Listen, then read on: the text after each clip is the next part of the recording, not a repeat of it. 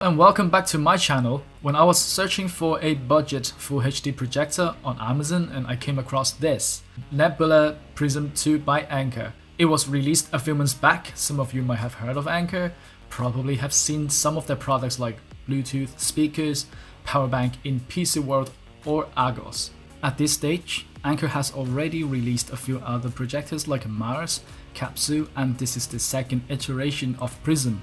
I'm quite excited to see what it has to offer, especially it's just below £300. In this video, we're going to take a look and see if it's worth your money and should you go out and buy one. But first, let's take a look at its specs.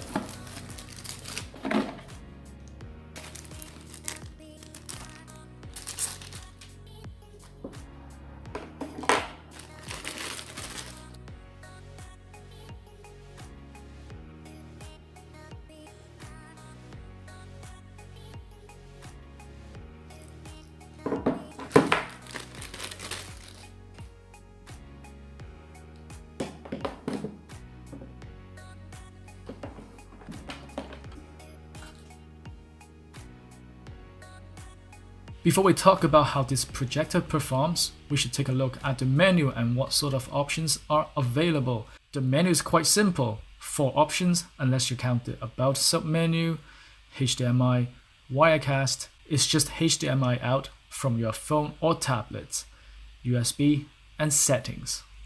To begin with, first thing you will notice is how slow this projector responds. It's painfully slow when you're trying to navigate through all 4 options in the home menu. There's a button with a gear icon on the remote. Well, you might think that it will give you quick access to setting menu, but no, it just lets you adjust the keystones. Why did they assign a button for one function that you might only need to perform once or twice? It's not a portable projector that you will move over and over again. So the only way to get to the setting menu is through home menu. But wait, isn't that the same gear icon on the remote? Okay, in the setting menu, you can pick your preferred language, image mode, standard and bright. Yep, just 2 settings. No custom settings, no brightness, contrast or color saturation. We will see how well it will work in a minute. Projection mode, so you can either put your projector in front of or behind the screen or have a ceiling mount to hang it upside down.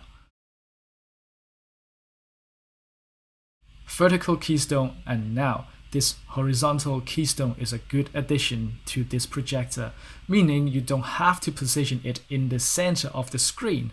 You can put it next to you and you will be able to correct the distorted image.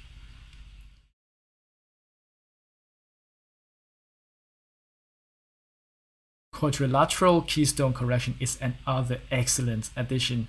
Basically what it does is that the projection gets split into 4 portions and you can adjust the edges of each portion of the projection to line up with the inner border of your screen, if you have one. While the top 2 portions can be adjusted in any directions, the bottom 2 portions can only go up or outwards. I don't know if it's like that for other projectors with the same function, but at least with this one, it is. Updates from USB drive allows you to update the firmware and restore factory settings. That's all the settings. The design of the menu is simple and effective. I like it. However, I can't say the same for the performance of this projector, and here is why. But before I go in and take its head off, let me tell you what this projector does right. First of all, of course, the resolution is 1080p, and with 1500 to 1 contrast ratio, the image details look quite fine at 83 inches. You can distinguish the shades of the colors from the sky. The color reproduction is above average, the transition is quite natural, but I have more to say about its color later. When it's in operation, it's really quiet due to the big heatsink. It might be just as loud as a laptop under load. The speakers sound good, they're better than average TV speakers, they can produce clean dialogue, reasonable bass. You actually enjoy the sound coming out from the box.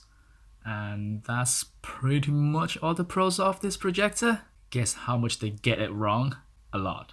Well, first off, complete disconnection from video feed when you try to access the menu. I know that this projector is only 200 ANSI lumens, so it's not supposed to produce a huge picture. It struggles to produce a bright enough image at 83 inches, but it isn't because of the lack of lumens. It's the lack of options, a custom settings for the image. If you switch from normal to bright, the image is so overexposed.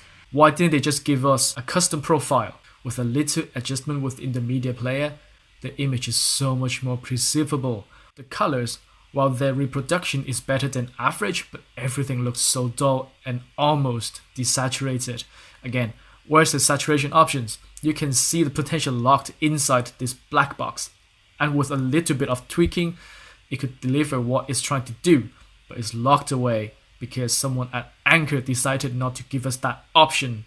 As of now, the image is lifeless and the color temperature is too cool for my liking. The focus wheel in this projector actually feels quite high quality. It's firm to turn it, but it's plagued the same problem as a lot of other cheap projectors out there. It can only focus the center portion of the image. The four corners, by default, will not focus.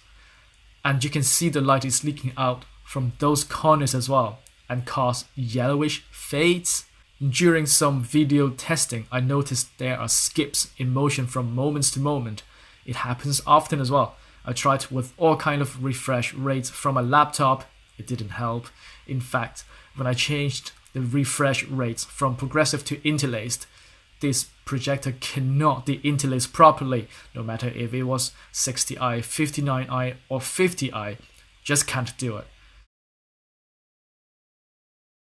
I put on a 60 frames game to examine the stutter, and then I found out that the stutter is continuous. So does it mean it doesn't have the power to process 60 frames per second?